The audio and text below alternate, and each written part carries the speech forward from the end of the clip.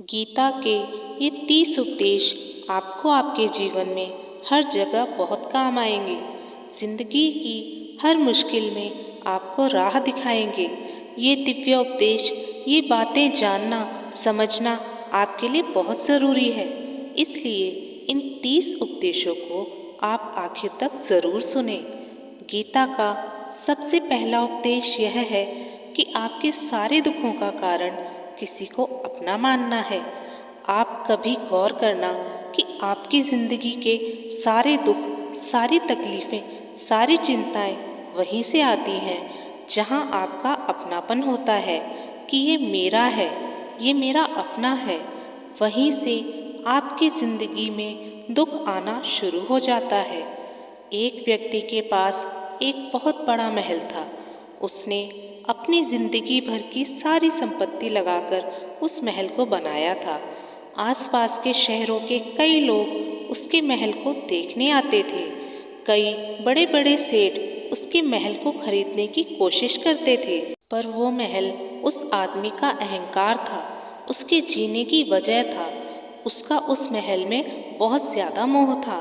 एक दिन उसके महल में आग लग गई और वह कहीं बाजार गया हुआ था। जब वह लौटकर घर आया तो उसने देखा कि मेरा महल आग में जल रहा है। अपने महल को आग में जलता हुआ देखकर उसे इतना दुख हुआ कि उसने कहा कि अगर यह महल नहीं रहेगा तो मैं भी जिंदा नहीं रहूँगा। अगर मेरा महल ही जल रहा है तो मैं जीकर क्या करूँगा। और वह भी उसी आग में छलांग लगाने की कोशिश करने लगा तो किसी ने उसे रोक लिया और कहा कि भाई, ये जो तुम्हारा महल जल रहा है, इसका सौदा कल ही तुम्हारे बेटे ने किसी के साथ कर लिया है। जैसे ही उसे पता चला कि ये महल अब मेरा नहीं रहा, किसी और का हो गया है, तो उसकी सारी चिंता खत्म हो गई। और जैसे बाकी लोग उस महल के जलने का तमाशा देख रहे थे, वैसे ही वह भी खड़ा हो गया। इतनी देर में उसका बेटा आया तो वो अपने बेटे को देखकर बहुत प्रसन्न हुआ। उसे आशीर्वाद देने लगा कि तेरे जैसा बेटा तो बहुत भाग्य से मिलता है। तूने तो मेरी जिंदगी बचा ली। आज ये महल जल रहा है और तूने कल ही इसका सौदा कर दिया।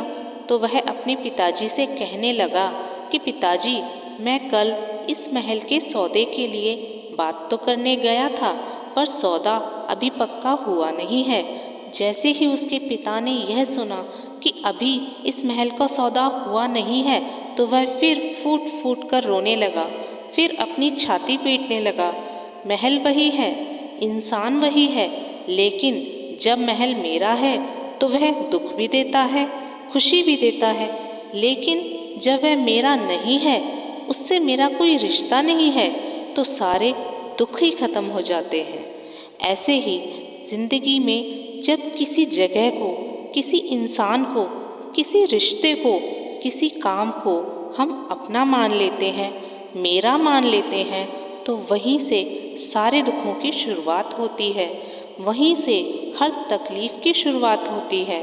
तो श्रीमद् भगवत गीता का पहला उपदेश यही है कि आप जैसे ही किसी को अपनी ज़िंदगी जीने की वजह मान लेते हो कि इसके बिना तो मैं जी ही नहीं सकता, तो वह चीज़, वह इंसान, वह काम आपको बहुत दुख देता है। गीता का दूसरा उपदेश यह है कि आप जो भी कर्म करते हैं उनका फल आपको ज़रूर भोगना पड़ता है। अगर आपने अच्छे कर्म किए हैं तो जाने अनजाने आपके किसी मुश्किल वक्त में आपके वो अच्छे कर्म आपको बचा लेंगे। लेकिन अगर आपने गलत कर्म किए हैं, पाप किया है, तो उसकी सज़ा भी आपको ज़रूर मिलेगी। कोई इंसान कितना ही छुपाकर कर्म करे, चाहे वह कितना ही चालाकी से कर्म करे, लेकिन कहते हैं कि उस परमात्मा के, उस ईश्वर के चारों तरफ कैमरे लगे हुए हैं। हमारे एक एक कर्म पर वह परमात्मा अपनी दृष्टि बनाए रखते हैं। हमारे एक एक कर्म का हिसाब होता है। एक गांव में दो मित्र रहते थे। उन्होंने विचार किया कि इस गांव में हम धन नहीं कमा पा रहे हैं, तो वो दोनों धन कमाने के लिए शहर चले गए। कुछ वर्ष वहाँ रहकर उन्होंने काफ़ी धन कमाया। फिर सोचा कि अब हम अपने घर वापस चलते हैं। अब तो पर्याप्त मात्रा में हमने धन कमा लिया है। तो उस समय यातायात की इतनी सुविधा नहीं होती थी, तो वे अपनी बैलगाड़ी पर ही यात्रा कर रहे थे। चलते चलते मार्ग में रात हो गई, तो उन्होंने विचार किया कि आज रात हम यहीं विश्राम करते हैं। एक मित्र ने कहा कि मैं यहाँ रहकर धन की रक्षा करता हूँ, तुम बाजार जाकर भोजन की व्यवस्था कर लो। तो जो मित्र बाजार गया था, उसके मन में पाप आ गया। उसने सोचा कि हमने इतना पैसा कमाया है और अगर मैं इसे यहीं जंगल में ही मार दूं, तो सारा पैसा मेरा हो जाएगा, नहीं तो मुझे इसका आधा धन इसे देना पड़ेगा। मन में इस तरीके की खोट आने पर उसने अपने मित्र के भोजन में जहर मिला दिया और जब वह खाना लेकर अपने मित्र के पास गया, तो उसके मित्र ने जब वह जहर वाला खाना खाया तो उसकी वहीं पर मृत्यु हो गई और वह दूसरा व्यक्ति सारा धन लेकर अपने घर वापस आ गया। फिर उसके घर में एक पुत्र का जन्म हुआ और जब उसका बेटा पैदा हुआ, तभी से वह बहुत बीमार रहता था। उसने जितना भी धन कमाया था, उसका वह सारा धन उस बेटे के इलाज में ही लगता रहा। जैसे जैसे बेटा बड़ा होता गया, वैसे वैसे इसका धन भी नष्ट होता गया। जब उसका बेटा कुछ बड़ा हुआ, तो उसके पिता ने पूछा कि बेटा, तू इतना बीमार क्यों रहता है, ठीक क्यों नहीं होता? मैंने अपनी ज़िंदगी में जो भी कुछ कमाया था, सब कुछ तुझ पर लगा दिया, लेकिन फिर भी तेरी तबीयत ठीक क्यों नहीं रहती? तो उस बेटे ने कहा कि कौन सा बेटा और कौन सा पिता? मैं तो तेरा वही मित्र हूँ जिसे तूने जंगल में जहर देकर मार दिया था, और मैं अपना वही हिसाब पूरा करने के लिए तेरे पुत्र के रूप में तेरे घर में आया हूँ। अब तेरा मेरा हिसाब बराबर हुआ और मेरा जीवन अब यही समाप्त होता है। तो गीता का यह उपदेश हमें यही सिखाता है कि कोई अपने आप को कितना भी चालबाज समझता हो, होशियार समझता हो, लेकिन अगर उसने गलत कर्म किया है तो आज नहीं तो कल उसे उसका फल भोगना ही पड़ेगा। कोई भी व्यक्ति अपने किए हुए कर्म से उसे भोगे बिना छूट नहीं सकता। गीता का तीसरा उपदेश यह है कि आज में जियो, कल की चिंता करना छोड़ दो। जो भी व्यक्ति अपने बीते हुए कल या फिर अपने आने वाले कल में खोया रहता है, वह जिंदगी में कभी खुश नहीं रह सकता। आपको अपनी जिंदगी में खुशी सिर्फ और सिर्फ तभी मिल सकती है जब आप वर्तमान में जी सकें, आज के आनंद को जी सकें। बीते हुए कल का और आने वाले कल का कोई वास्तविक में अस्तित्व नहीं होता। वह सिर्फ आपकी बुद्धि और आपके विचारों में ही होता है। उसकी कोई वास्तविकता नहीं होती। उसे आप सिर्फ अपने मन के अंदर और बुद्धि के अंदर जीते हैं, लेकिन जिसे आप वास्तविकता में जीते हैं, वह आपका आज होता है, वह आपका चल रहा पल होता है। अगर आप अपने मन को और बुद्धि को अपने कल में अटका कर रखेंगे, अपने भूतकाल और भविष्य काल में अटका कर रखेंगे, तो याद रखना आप कभी कुछ नहीं कर पाएंगे। अगर जिंदगी में आप खुश रहना चाहते हैं, तो आज में इस पल में खुश रहना सीखो। गीता का चौथा उपदेश यह है कि जो आपके साथ अधर्म करे, पाप करे, गलत करे, उसे दंड जरूर देना चाहिए।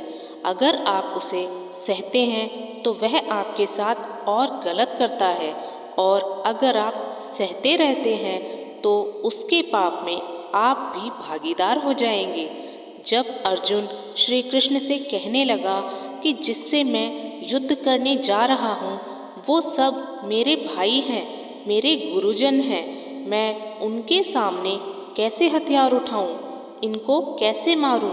तो भगवान श्री कृष्ण ने अर्जुन से कहा कि जिन्हें तू अपना मानता है वे सब अधर्मी हैं, वे पाप के पक्ष में खड़े हैं, गलत के पक्ष में खड़े हैं, और अगर तू इनका वध नहीं करेगा, युद्ध नहीं करेगा, तो समाज में और भी ज़्यादा पाप बढ़ेगा। क्योंकि जब कोई ऐसे पापियों को नहीं रोकता तो वो और भी ज़्यादा पाप करने लगते हैं। ऐसे ही जब कोई आपके साथ गलत करता है, आपको चोट पहुंचाता है, आपको दुख पहुंचाता है और आप वह सब चुपचाप सहते रहते हैं, तो सामने वाले को बल मिलने लगता है, वह आपको कमज़ोर समझने लगता है और आपके साथ गलत करने को वो अपना हक समझने लगता है। लेकिन जब आप उसके गलत व्यवहार को, अधर्म को रोक लेते हैं, तो वह अपनी हद में रहना सीख जाता है। यह कलयुग है, इसमें आपको अपनी रक्षा खुद ही करनी पड़ेगी। कोई आपके साथ गलत करे तो उसको कभी नहीं सहना चाहिए, बल्कि उसका सामना करना चाहिए। गीता का 5वां उपदेश यह है कि किसी से भी हद से ज़्यादा मोह कभी मत करना। जिससे भी आप सबसे ज़्यादा मोह लगाओगे, देख लेना वह आपको ज़रूर रुलाएगा। मोह की वजह से ही आप किसी के पीछे मरते रहते हैं। मोह की वजह से आपको कई बार अपना अपमान भी सहना पड़ता है और कई लोगों को तो मोह की वजह से ही अपना अपमान दिखता तक नहीं है कि सामने वाला मेरी इज्जत तक नहीं कर रहा है और मैं उसके पीछे मर रहा हूँ। मोह आपकी आंखों पर ऐसी पट्टी लगा देता है कि आपको सच और झूठ दिखाई ही नहीं देता। आपको किसी इंसान का असली चेहरा दिखाई ही नहीं देता। आप जो देखते हैं, जो सुनते हैं, उस पर ही यकीन कर लेते हैं, चाहे फिर आपको कितना ही दर्द क्यों न मिल रहा हो। अगर आप किसी इंसान को ठीक से समझना चाहते हैं, किसी की सच्चाई जानना चाहते हैं, तो उसके लिए यह बहुत ज़रूरी है कि आप उसके मोह से जल्दी बाहर आ जाएं। वास्तविकता में रिश्ते दुख नहीं देते, आपको आपका मोह ही दुख देता है। जिस दिन आपका मोह खत्म, उस दिन आपको किसी भी रिश्ते से कोई दुख नहीं मिल सकता, क्योंकि फिर आपको कोई फर्क ही नहीं पड़ेगा। गीता का 6वां उपदेश यह है कि आप वह मत करो जो सब करते हैं, बल्कि वह करो जो आपके लिए सही है। श्री कृष्ण ने अर्जुन से कहा कि जो तेरा कर्तव्य है, जो तेरे लिए सही है, जो तुझे करना चाहिए, तू वही कर। तू कभी भी वह काम मत कर जो दुनिया कर रही है। तो अर्जुन ने श्री कृष्ण से कहा कि ऐसे भयंकर युद्ध में पड़ने से अच्छा है कि मैं सन्यासी बन जाऊं। तो श्री कृष्ण ने कहा कि सन्यासी बनना तेरा कर्म नहीं है, तेरा धर्म नहीं है, तू क्षत्रिय है। तेरा धर्म और कर्म यही है कि तू अधर्म का नाश करे और धर्म की रक्षा करे। ऐसे ही हर इंसान का एक अलग कर्तव्य होता है, एक अलग ही मार्ग होता है। तो कभी भी उस मार्ग पर मत जाना जहाँ सारी भीड़ जा रही हो। कभी भी वह काम मत करना जो सारी दुनिया कर रही हो, क्योंकि आजकल ये ट्रेंड हो गया है, ये फैशन हो गया है कि सब कर रहे हैं तो हम भी कर रहे हैं। अगर आप वो करोगे जो सारी भीड़ कर रही है, तो आप भी उसी भीड़ में खो जाओगे। लेकिन अगर आप वो करोगे जो आपके लिए सही है, जो आपकी प्रतिभा है, तो दुनिया की सारी भीड़ में भी आप सबसे अलग नजर आओगे। गीता का 7वां उपदेश यह है कि जिंदगी में धोखा अपने ही लोग देते हैं, क्योंकि उनको आपकी कमजोरी का पता होता है। कोई बाहर वाला आपको धोखा नहीं दे सकता, क्योंकि उसको पता ही नहीं है कि आपको चोट कहाँ पहुँचती है। लेकिन जो आपका अपना है, आपका खास है, उसे बहुत गहराई से पता होता है कि आपकी कमजोरी क्या है। क्या ऐसा करें कि जिससे इसे दर्द पहुंच सकता है, जिससे इसको हम नीचा दिखा सकते हैं, इसको हम चोट पहुंचा सकते हैं। यह कलयुग है, इसमें बाहर वालों से नहीं, जो हमारे अपने हैं उनसे ही सावधान रहना होता है। महाभारत का युद्ध दो अलग राजाओं में नहीं हुआ, बल्कि एक ही परिवार के भाइयों में हुआ था। सब एक ही परिवार के, एक ही वंश के लोग थे। कितनी बार दुर्योधन ने जहर देकर भीम को मारना चाहा। जाने कितनी बार दुर्योधन ने पांडवों को जान से मारने की कोशिश की। वह उनका पराया नहीं था, उनका भाई ही था। सारी लड़ाइयाँ घर के अंदर ही होती हैं, बाहर कौन लड़ेगा हमसे? घर में ही सारे झगड़े होते हैं। तो आपको चोट सिर्फ वही लोग पहुंचा सकते हैं जो आपके अपने हैं। आपको धोखा सिर्फ वही लोग दे सकते हैं जो आपके अपने हैं। गीता का 8वां उपदेश यह है कि जो इंसान अपनी रक्षा खुद नहीं कर सकता, उसकी रक्षा भगवान भी नहीं कर सकते। श्री कृष्ण ने अर्जुन से कहा कि हे अर्जुन, तू हर पल में मेरा स्मरण करते रहना और युद्ध भी करते रहना। तो अर्जुन ने श्री कृष्ण से पूछा कि यह युद्ध तो कुछ ही दिनों में समाप्त हो जाएगा, लेकिन आप कह रहे हैं कि तू हमेशा मेरा स्मरण करता रहे और युद्ध करता रहे, तो हमेशा युद्ध करने का क्या मतलब है? तो श्री कृष्ण ने अर्जुन से कहा कि यह दुनिया ही रणभूमि है। जीवन में सुख दुख आते रहेंगे और तुझे उनका डटकर मुकाबला करना है। श्री कृष्ण ने यह नहीं कहा कि तू चुप करके बैठ जाना और मैं लड़ाई करूँगा। बहुत गहराई है गीता के ज्ञान में। हमारे जीवन की डोर को संभाल के भी ईश्वर ही बैठे हैं, लेकिन युद्ध हमें ही करना है। ईश्वर को याद करना है कि हे ईश्वर, मुझे शक्ति देना, मुझे समझ देना, मुझे बुद्धि देना, ताकि मैं जिंदगी की सारी लड़ाइयाँ जीत सकूं, मैं सही मार्ग पर चल सकूं। लेकिन आपको अपनी लड़ाई भी खुद ही लड़नी पड़ती है। जो लोग यह कहते हैं कि हम कुछ नहीं करेंगे, सब कुछ ईश्वर ही करेगा, तो कहते हैं कि आलसी इंसान को देखकर तो भगवान भी घबरा जाता है कि यह कुछ नहीं करेगा। भगवान ने बुद्धि दी है, समझ दी है, भगवान आपको प्रेरणा देते हैं, शक्ति देते हैं, लेकिन आपको अपनी रक्षा स्वयं ही करनी होगी। गीता का 9वां उपदेश यह है कि कोई भी ऐसी गंदी आदत स्वयं को मत लगने देना जो आपकी जिंदगी बर्बाद कर दे। कहीं न कहीं यह महाभारत का युद्ध भी गंदी आदत से ही शुरू हुआ था। सारा खेल ही वहीं से शुरू हुआ था। एक ऐसी जुए की लत जिसमें युधिष्ठिर ने अपने 5 भाइयों को दांव पर लगा दिया, अपनी पत्नी को दांव पर लगा दिया।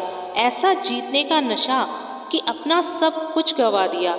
ऐसे ही हम सब लोग भी अपने जीवन में जब कोई गंदी आदत लगा लेते हैं, चाहे वो कोई सी भी आदत हो, चाहे वो नशे की आदत हो, मोबाइल की हो, किसी इंसान की हो, कोई गलत काम करने की हो, कोई भी गलत आदत जो आपको बर्बाद कर सकती है, अगर आप उसको नहीं छोड़ोगे तो आपका सब कुछ खत्म हो जाएगा।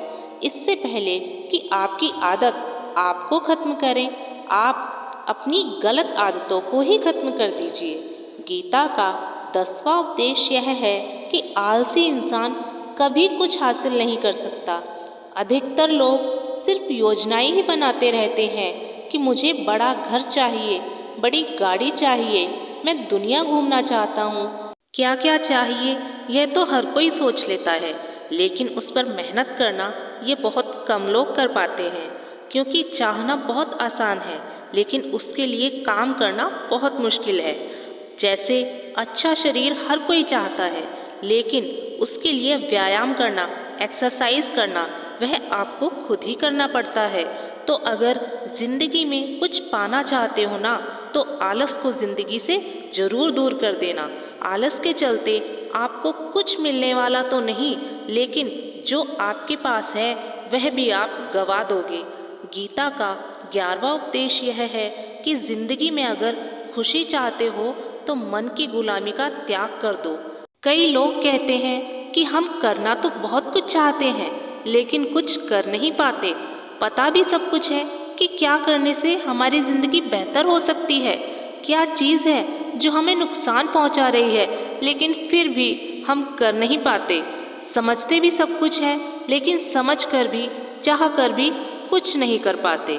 वो इसलिए होता है क्योंकि आप अपने मन के गुलाम बन चुके हो।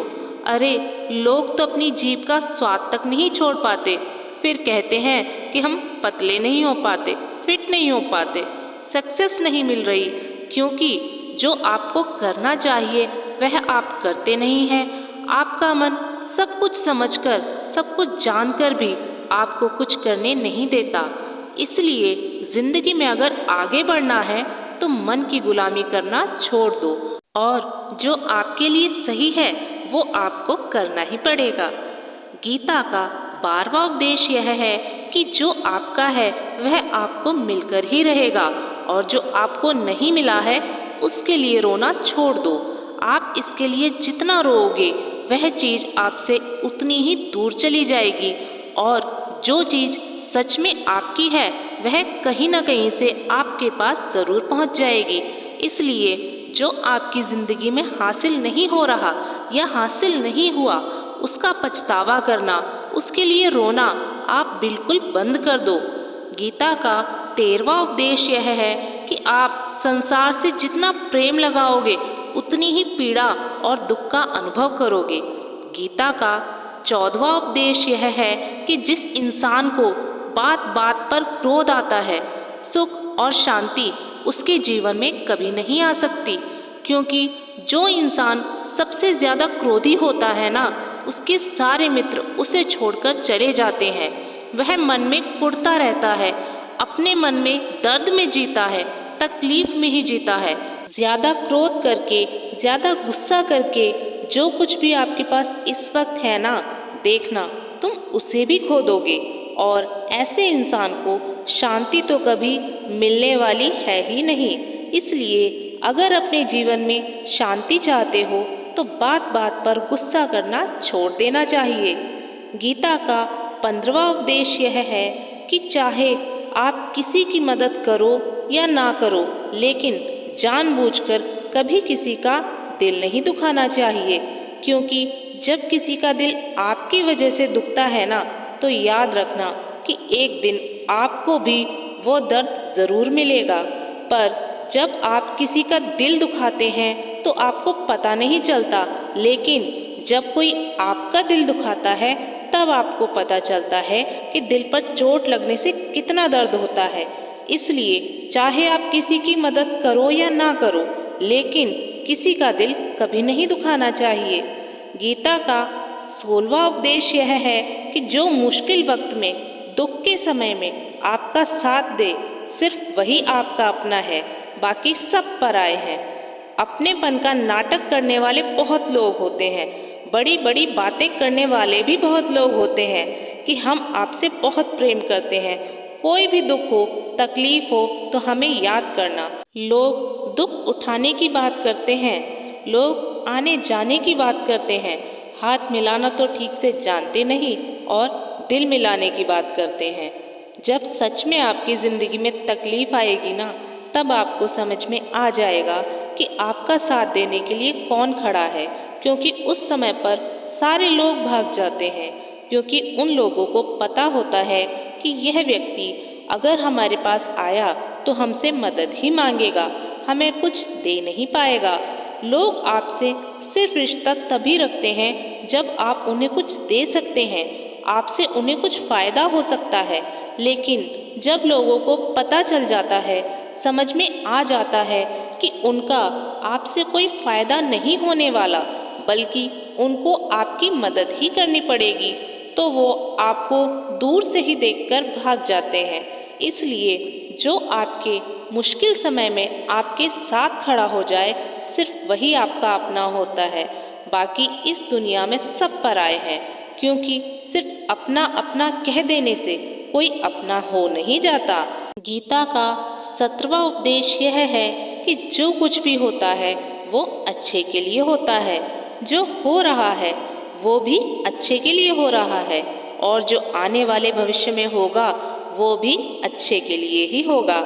हालांकि ये बहुत गहरी बात है, क्योंकि कुछ चीज़ें ज़िंदगी में ऐसी होती हैं तब हमें लगता है कि मेरे साथ ही ऐसा क्यों हुआ, मेरे साथ ही होना था ये सब। लेकिन जब वह वक्त गुजर जाता है तब एक दिन हमें समझ में आ जाता है कि अगर हमारे साथ वह सब नहीं होता तो आज हम इस मुकाम पर नहीं होते। अगर मेरे साथ वह सब नहीं होता तो शायद मेरी ज़िंदगी और भी बर्बाद हो सकती थी। इसलिए अगर हमें यह समझ में आ जाए कि जिंदगी में जो कुछ भी होता है अच्छे के लिए होता है, तो हम हमेशा खुश रहेंगे। गीता का 18वां उपदेश यह है कि हर काम को समझदारी से करना ही योग्य होता है। कई लोग काम तो करते हैं लेकिन उन्हें हासिल कुछ नहीं होता। बहुत लोग कहते हैं कि हम बहुत मेहनत करते हैं लेकिन तब भी हमें जिंदगी में सफलता हासिल नहीं हो रही। बहुत कुछ करने से, सारी मेहनत करने से भी आपको सफलता नहीं मिलेगी, बल्कि उसी काम को सही तरीके से और समझदारी से करने से आपको सफलता ज़रूर मिलेगी। गीता का 19वां उपदेश यह है कि कभी भी किसी भी चीज़ की अति नहीं करनी चाहिए। कोई भी चीज़ हद से ज़्यादा मत करना। किसी से प्रेम भी हद से ज़्यादा मत करना, किसी से नफरत भी हद से ज़्यादा मत करना। हद से ज़्यादा मीठा भी खराब और हद से ज़्यादा कड़वा भी खराब। हद से ज़्यादा आराम भी आपको बीमार कर देता है, हद से ज़्यादा खाना भी आपको बीमार कर देगा। हद से ज़्यादा भूखा रहना भी आपको नुकसान पहुंचाएगा और हद से ज़्यादा जागना भी आपको बहुत नुकसान पहुंचाएगा। तो जीवन को संतुलन के साथ जीना चाहिए। जैसे ही आप संतुलन खो देते हैं, वैसे ही आपके जीवन में दुर्घटना हो जाती है। गीता का 20वां उपदेश यह है कि जिसे आप सबसे ज़्यादा महत्व दोगे, वह आपको कभी महत्व नहीं देगा। और आपने कभी गौर किया है कि आपका अपमान कौन लोग करते हैं? आपका अपमान वही लोग करते हैं जिसे आप सबसे ज़्यादा महत्व देते हैं। दूसरों की इज्जत करना अच्छी बात है, पर दूसरों की अगर बहुत ज़्यादा इज्जत करोगे तो उनकी नज़र में आपकी ही इज्जत खत्म हो जाएगी। इसलिए किसी को कभी भी अपना सब कुछ नहीं बनाना चाहिए। जैसे ही आप किसी को अपना सब कुछ बना लेते हैं ना, तो आप उसके लिए कुछ भी नहीं रह जाते। इसलिए लोगों को उतनी ही इज्जत देनी चाहिए जितना वो हजम कर सकें। हद से ज़्यादा इज्जत देना भी आपकी ही बेइज्जती करवा सकता है। गीता का 22वां उपदेश यह है कि आंख बंद करके किसी पर भी भरोसा मत करना। जैसे महाभारत की कथा में दुर्योधन ने कितनी बार षड्यंत्र करके पांडवों को मारने की कोशिश की, आग में जलाने की कोशिश की, और वो धर्म पर चलने वाले लोग बार बार उसकी बातों में आ जाते थे। ये बात और है कि ईश्वर उनकी रक्षा कर रहे थे, पर जिसे वो अपना भाई समझ रहे थे, जिसे वो अपना सगा समझ रहे थे और जिस पर वो आंख बंद करके भरोसा कर रहे थे, वही दुर्योधन उनकी मृत्यु करवाना चाहता था। इसलिए भरोसा करते समय अपनी आंखें ज़रूर खुली रखना। गीता का 23वां उपदेश यह है कि जिसके साथ सत्य और ईश्वर की शक्ति है, चाहे सारी दुनिया उसके खिलाफ हो जाए, लेकिन अंत में जीत उसी की होती है। श्रीमद् भगवत गीता में 18 अध्याय हैं, 700 श्लोक हैं। गीता का आखिरी श्लोक है, यत्र योगेश्वर कृष्ण विजय भरते तरवानी। धृतराष्ट्र बार बार संजय से पूछता था कि बताओ, युद्ध में कौन जीत रहा है और कौन हार रहा है, क्योंकि उसे विश्वास था कि महापराक्रमी भीष्म पितामह मेरे पक्ष में है, गुरु द्रोणाचार्य वो मेरे पक्ष में है, कर्ण वो मेरे पक्ष में है, तो हमें कौन हरा सकता है। लेकिन संजय ने धृतराष्ट्र से कहा कि जहाँ पर ईश्वर है, जहाँ पर सत्य है, हमेशा वही जीतता है। चाहे आपके पास कितनी ही शक्ति क्यों ना हो, लेकिन सत्य और ईश्वर जिसके साथ खड़े हो जाएं, उसे दुनिया में कोई नहीं हरा सकता। गीता का 24वां उपदेश यह है कि जीवन में लड़ाई झगड़े से बचना चाहिए, लेकिन जब बात आपके चरित्र, सम्मान और अधिकार की हो तो लड़ना भी चाहिए।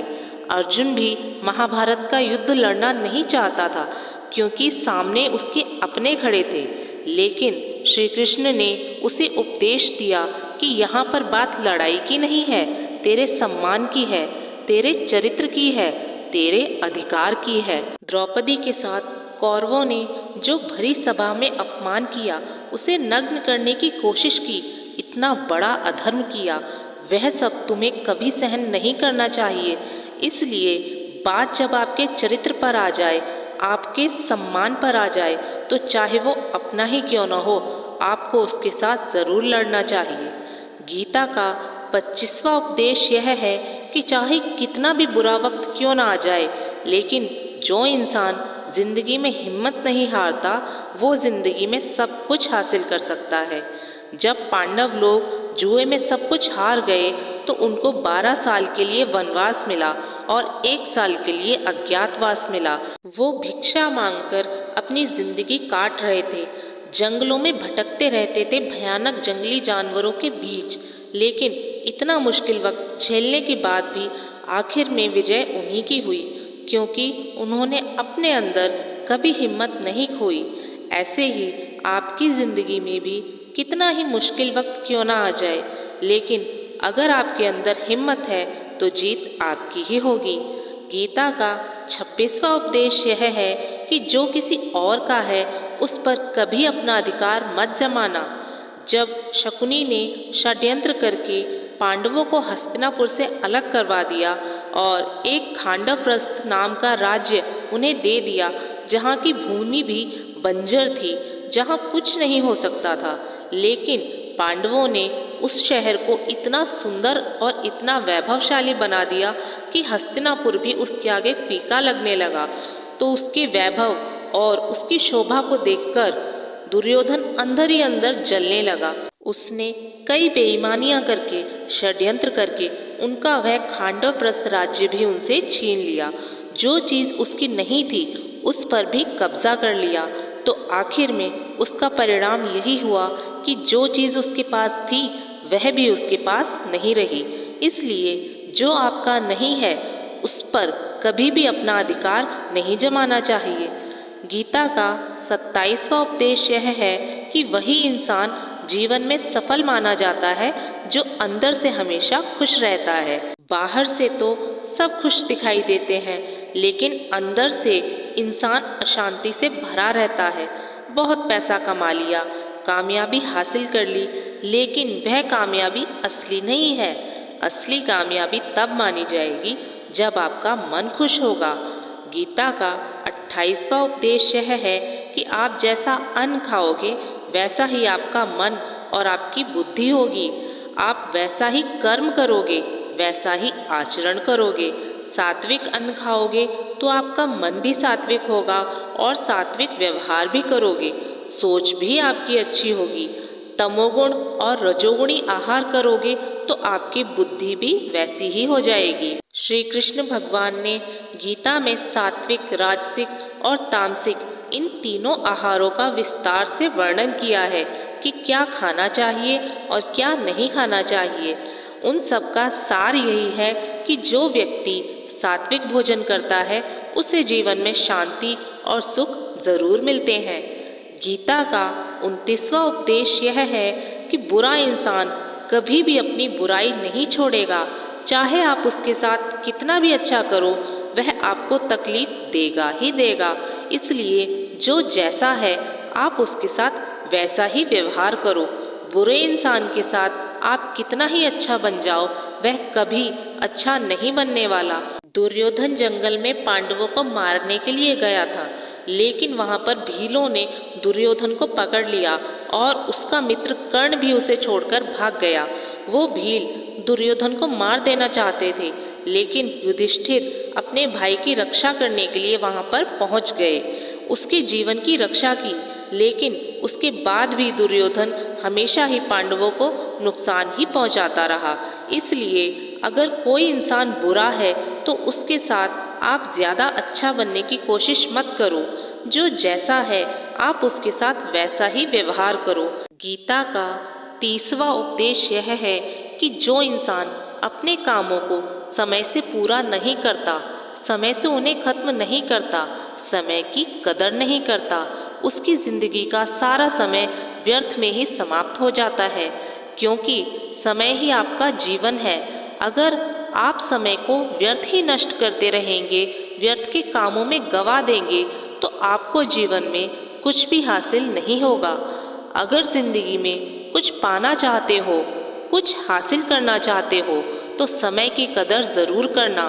जो भी व्यक्ति गीता के इन 30 उपदेशों को रोज सुनेगा, समझेगा, तो जिंदगी की कितनी ही मुश्किल से मुश्किल घड़ी क्यों ना आ जाए, उसे ऐसे मुश्किल समय में भी रास्ता ज़रूर मिलेगा। दोस्तों, आज के लिए बस इतना ही।